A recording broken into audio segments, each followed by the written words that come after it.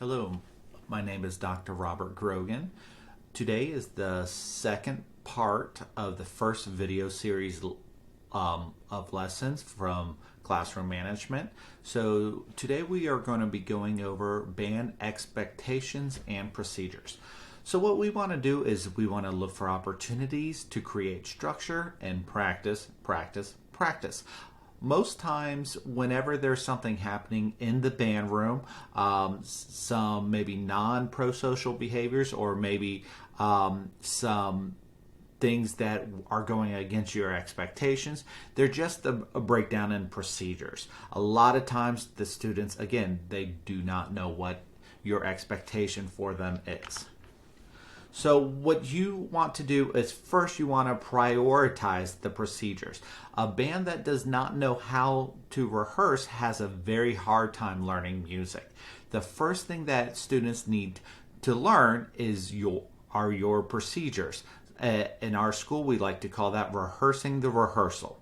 And we will spend a good bit of time rehearsing the rehearsal. And sometimes, especially for young adolescents and middle school bands and elementary school bands, sometimes you do that ongoing throughout the entire school year, maybe some days more than others, but you're that constant reminder of those expectations, what you would like to see from them, and then practicing that.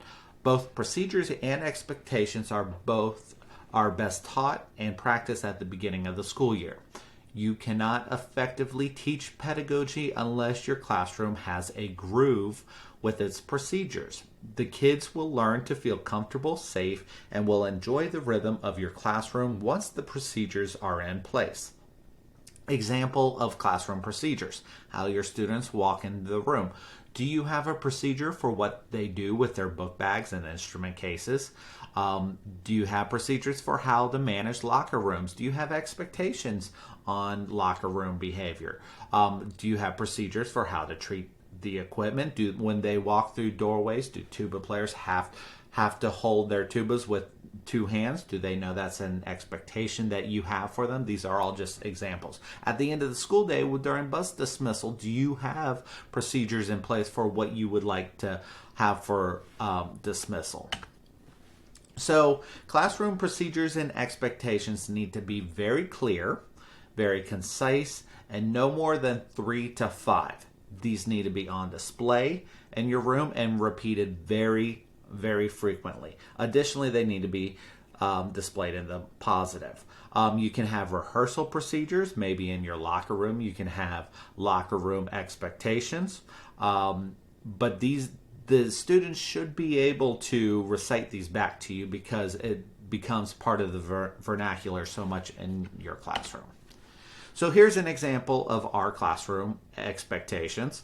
And I'm a big fan of having identity goals rather than product goals. So an identity goal is, what would a great musician do in this situation, and how do I align my identity with that? And when you do that, you start valuing the process over the product. And if your goal is to make a 1 at LGPE rather than the goal being a 1 at LGPE, what would a great band who gets 1s at LGPE, what are behaviors that they should be doing? And then that becomes an ongoing focus on the process and yourself.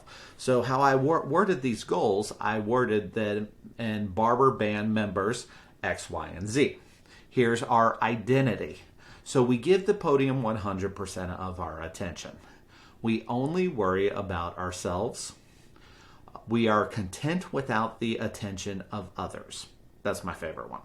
We are content without the attention of others. A lot of behaviors in the classroom that misbehaviors in the classroom might be attention-seeking behaviors. So that one's geared specifically at that. We respond appropriately. We do not overreact in that we don't show out to things sometimes we like to call. We respond appropriately. And additionally, we are respectful of everybody's time.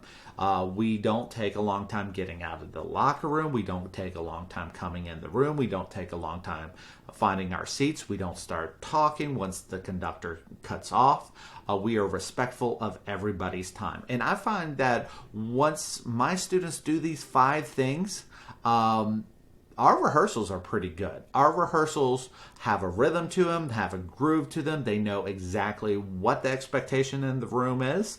And I find that with my 5 expectations that we can get through a lot of content once we become very good at showing these expectations throughout the classroom. And sometimes when there's a classroom disruption that goes on, I will, rather than singling out the individual, which is always the last resort, I would say something like, if students are reacting to something that's happening in the room, maybe the front office called down a student to the front office, and when kids are real young, they sometimes will ooh, and we'll have that reaction.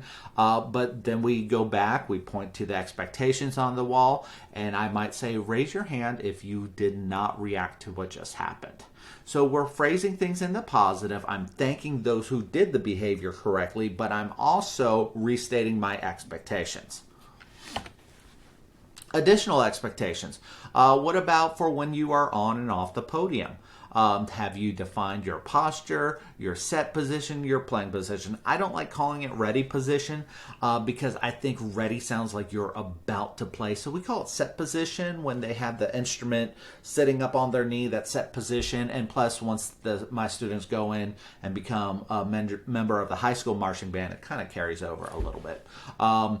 Do they have procedures and expectations for your music cutoffs?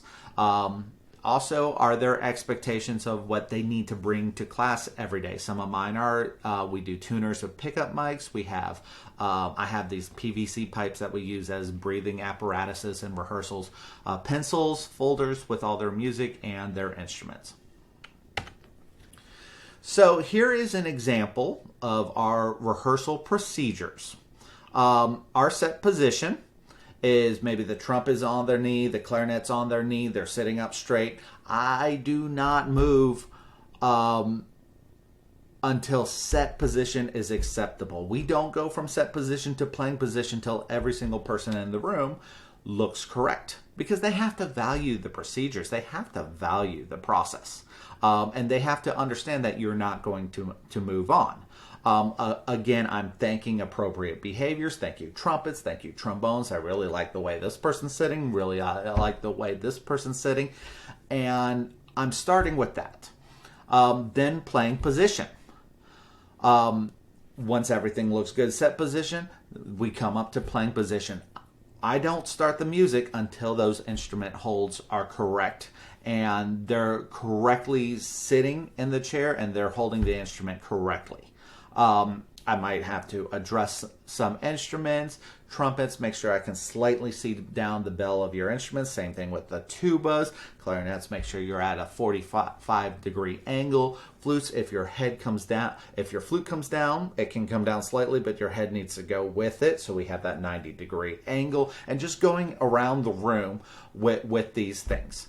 French horns, depending on their size, the size of the child, with the bell off their knee or on their knee. Once their postures look great, once their instrument holds look great, then we'll start the music. If I'm unhappy with the breath, if I'm unhappy with the breath and or articulation, we'll stop. We'll address that. So we go from set position, playing position, to breath in and articulation. Everything's good, we're going to continue. Once the music finishes, if the students aren't silent, looking up at me, because they just had their chance to add all the noise in the world in the room, now it's my turn to make noise. I have to give instruction. So their expectation is when I cut off, you're stop looking at me, because that's when the instruction happens. And we'll practice that. If that doesn't happen, I'll say, okay, we're going to play the last 4 measures. Here's what we're focusing on. We're focusing on when I cut off, you guys are silent, looking up at me with your horn still up. And we'll practice that until we get it right. Then I'll give instruction. Well, I hope that was helpful today. Those are just quickly some of our expectations and some of our procedures that we do. I look forward to all your comments back on the Godot website and our community forums. Please reference the video if you liked it. Thank you very much, and I look forward to reading the comments.